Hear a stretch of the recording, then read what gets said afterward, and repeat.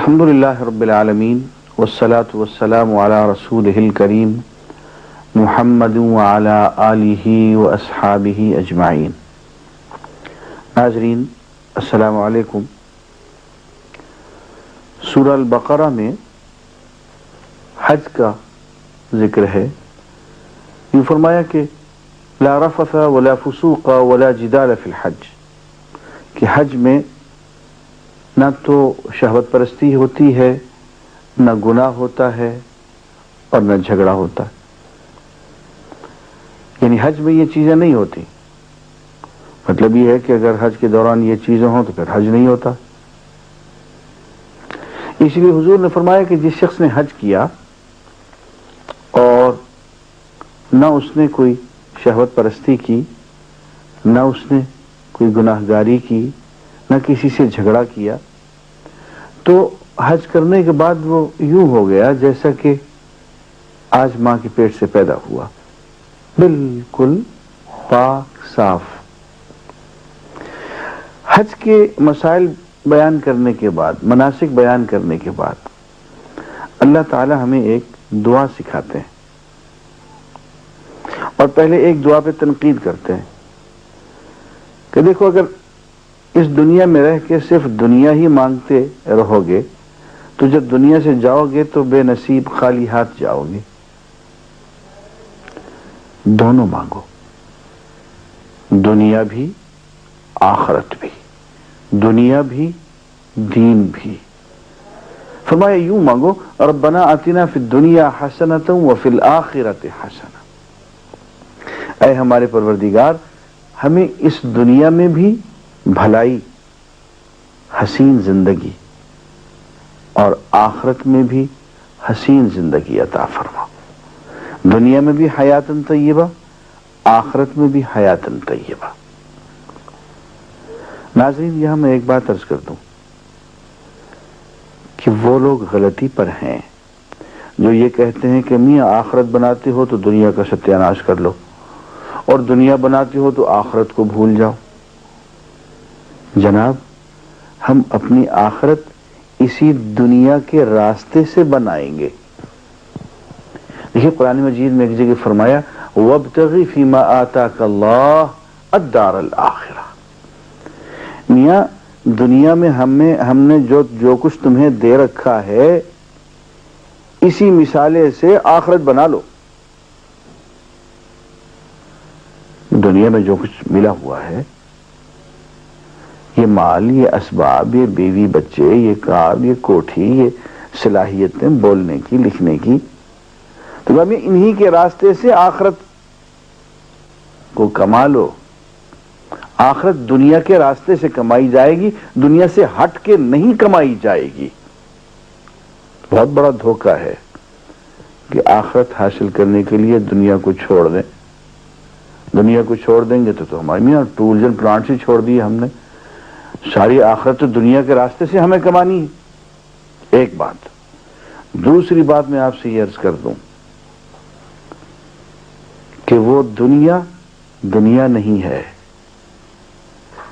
جس میں دین نہ ہو، اور وہ دین نہیں ہے جو دنیا سے کٹا ہوا ہو، وہ رہبانیت ہے۔ جب دین اور دنیا کا ایک متوازن قسم کا امتزاج، سنتھسس بنتا ہے تو حسن پیدا ہوتا ہے۔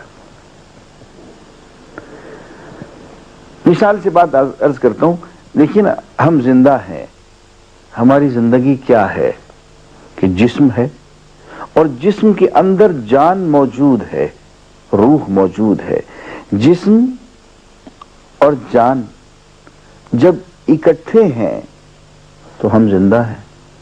یہی جسم، یہی دھڑ پڑا ہوا ہو، روح اس میں سے جدا کر دی جائے، دور کر دی جائے تو یہی موت ہوگی۔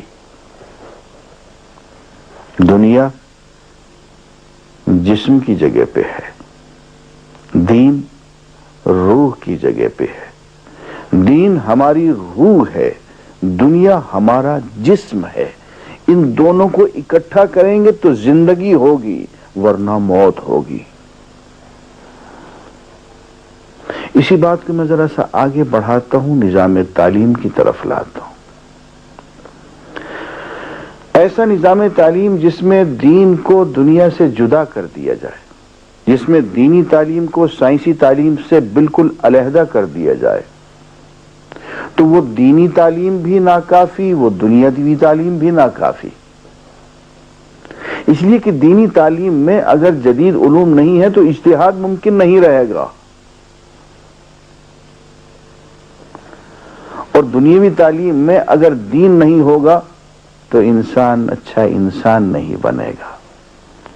آپ اگر یہ چاہتے ہیں کہ آپ کا بیٹا ڈاکٹر بنے، انجینئر بنے، ٹیکنوکریٹ بنے، بیوروکریٹ بنے، پارلیمنٹیرین بنے، مگر اس سے پہلے اچھا انسان بن جائے، یعنی مسلمان بن جائے، تو آپ کو دین اور دنیا کی تعلیم اکٹھے دینی پڑے گی، دونوں کو سنتھیسائز کر کے۔ ان میں جہاں آپ تفریق کریں گے تو انسان اسکول اور کالج میں پڑھنے والا بچہ اچھا انسان نہیں بنے گا، اور دینی مدارس میں پڑھنے والا عالم دین اپنے دین کو دنیا پہ لاگو نہیں کر سکے گا۔ یہ بالکل ایسے ہے جیسے کہ ایک شخص جو ہے جو اسکول اور کالج میں پڑھتا ہے، اس کو مسائل کا علم ہے لیکن اس کے پاس حل نہیں ہے مسائل کا۔ جو دینی مدارس میں پڑھتا ہے اس کے پاس مسائل کا حل ہے، حل موجود ہے، مسائل کی سمجھ نہیں ہے، اس لیے اس کو جدید سود کا نظام، انشورنس کا نظام، ماڈرن اکنامکس بھی معلوم نہیں ہے، نہیں پڑھائی جا رہی۔ حل سب انہی کے پاس ہے لیکن مسائل کی سمجھ نہیں ہے۔ بالکل ایسے ہی جیسے کہ ایک شخص جو ہے اسکول اور کالج کے طالب علم جو ہے، اس کے پاس مرض کی تشخیص، ڈائگنوسس موجود ہے، دوائی نہیں ہے، علاج نہیں ہے۔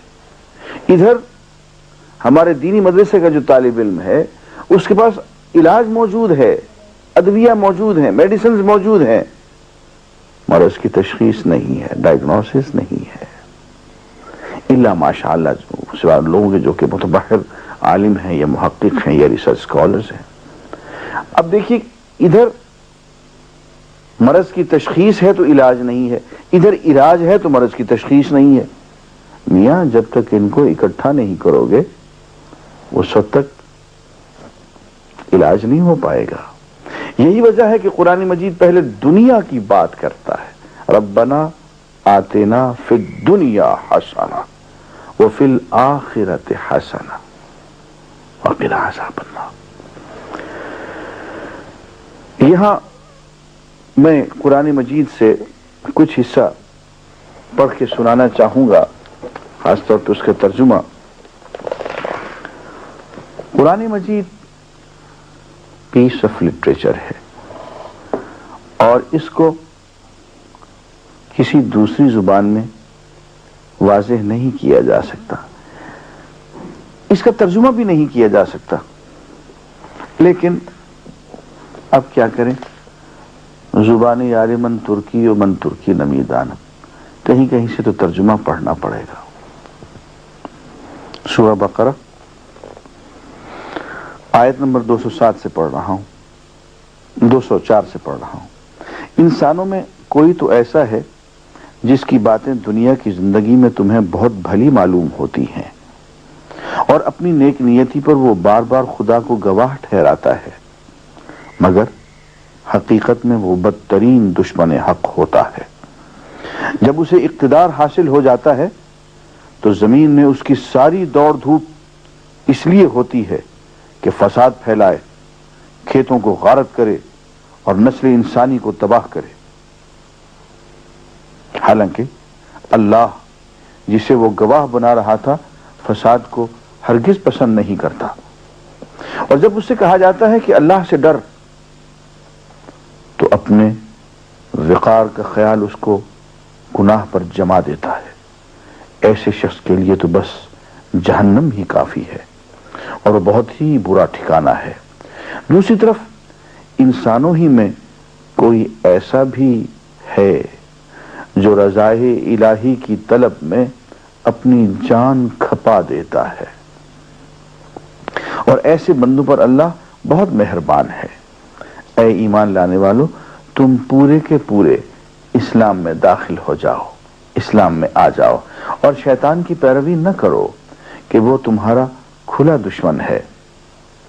جو صاف صاف ہدایات تمہارے پاس آ چکی ہیں، اگر ان کو پالینے کے بعد بھی تم نے لغزش کھائی تو خوب جان رکھو کہ اللہ سب پر غالب اور حکیم و دانا ہے۔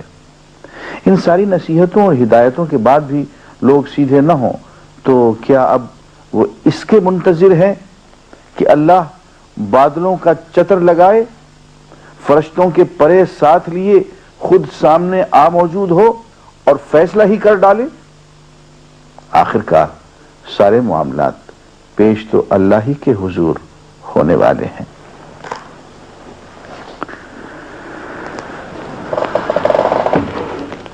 عزیزان گرامی، بہت سی باتیں ان 3-4 آیاتوں کے ترجمے میں آ گئی۔ جھوٹے وقار کی بات، روکا کہ بھائی دیکھو، اسلام دین فطرت ہے، فطرت کا ایک نظام ہے، اللہ نے اس نظام کے مطابق تمہیں چلانا چاہا ہے، یہ اسلام ہے۔ نظام کے خلاف چلو گے، سیلاب کی الٹی سمت تیرنے کی کوشش کرو گے تو اپنے بازو توڑوا لو گے، اپنی ہڈیاں شل کر لو گے۔ فطرت کی مطابقت میں، موافقت میں چلو، یہی اسلام ہے۔ اس کو اپنے وقار کا مسئلہ نہ بناؤ۔ اور فرمایا کچھ دیوانے ایسے بھی ہوتے ہیں جو اپنے آپ کو اللہ کے لیے بیچ ڈالتے، اللہ کے لیے اپنے آپ کو، اپنی جان کو، اپنا سب کچھ کھپا ڈالتے ہیں۔ وہ ایسوں کے لیے اللہ بہت مہربان ہو جاتا ہے۔ اور یوں فرمایا کہ دیکھو، 20% مسلمان اور 50% مسلمان اور 70% مسلمان نہیں ہوتا ہے۔ مسلمان ہوتا ہے تو پورے کا پورا ہوتا ہے، 100% مسلمان ہوتا ہے، یا پورا مسلمان ہوتا ہے یا نہیں ہوتا۔ فرمایا کہ اسلام میں آنا ہے تو پورے کے پورے آ جاؤ۔ یہ تو محبت کا سودا ہے، یہ تو اپنے آپ کو اللہ کے حوالے کرنے والی بات ہے۔ اب یہ حوالے کر ہی رہے ہو تو پھر پورے کے پورا اپنے آپ کو حوالے کرو گے، آدھے دھڑ کو حوالے کرو گے، جسم کو حوالے کرو گے، جان کو حوالے نہیں کرو گے، دل کو حوالے کرو گے تو دماغ کو حوالے نہیں کرو گے، دماغ کو حوالے کرو گے تو کیا دل کو حوالے نہیں کرو گے؟ ارے میاں سب اسی کا تو دیا ہوا ہے، سب کچھ دے ڈالو۔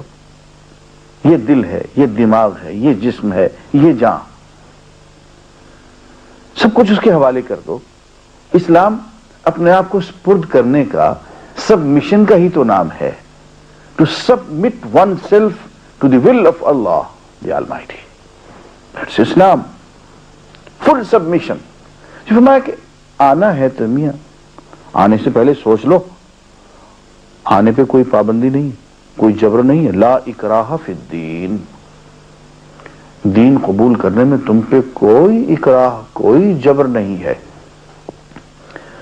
بلکہ آگے چل کے میں عرض کروں گا کہ اسلامی شریعت کے مقاصد میں ایک مذہب کی حفاظت بھی ہے، یعنی اقلیتوں کے مذہب کی حفاظت بھی ہے۔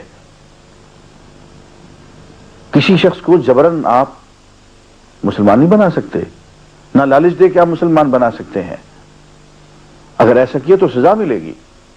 ایسے ہی اسلام میں مذہب کی حفاظت ہے، دوسروں کے عبادت خانوں کی حفاظت ہمارے ذمہ ہے۔ امن کی حالت میں تو ہے ہی ہے، جنگ کی حالت میں بھی آپ کسی کے عبادت خانے میں داخل نہیں ہو سکتے، آپ اس کی ایک اینٹ بھی نہیں ہلا سکتے۔ یہ آپ کے اسلام کا، آپ کے دین کا فریضہ ہے جو آپ پر عائد کیا گیا ہے۔ بہت ناہنجار تھے وہ لوگ جنہوں نے عبادت خانوں کو ڈھانے کی کوشش کی، کہیں کہیں مندروں کو انہوں نے نقصان پہنچانے کی کوشش کی۔ یہ کوئی اسلام نہیں تھا، یہ اسلام کے خلاف بغاوت تھی، یہ اسلام کی روح نہیں تھی. اسلام کی روح اس حرکت خلاف تڑپ اٹھی ہوگی. آپ اندازہ فرمائیں کہ سیدنا عمر رضی اللہ تعالیٰ عنہ جب بیت المقدس کی چابیاں لینے کے لیے آئے تو قریب ہی ایک عبادت خانہ تھا عیسائیوں کا. انہوں نے کہا کہ امیر المومنین آپ اس میں نماز پڑھ لیجئے. آپ نے کہا نہیں، میں نے تمہارے یہاں نماز پڑھ لی تو سب مسلمان اس میں نماز پڑھنے لگ جائیں گے اور ہو سکتا ہے بعد میں تمہارے گرجے کو مسجد بنا ڈالیں، تو میں تمہارے عبادت خانے میں داخل ہو کے اس کے تقدس کو پامال نہیں کروں گا. دوسرے کی عبادت خانے میں جانا درست، لیکن اس کے تقدس اور اس کو میلی نظر سے دیکھنا یہ اسلام نہیں ہے.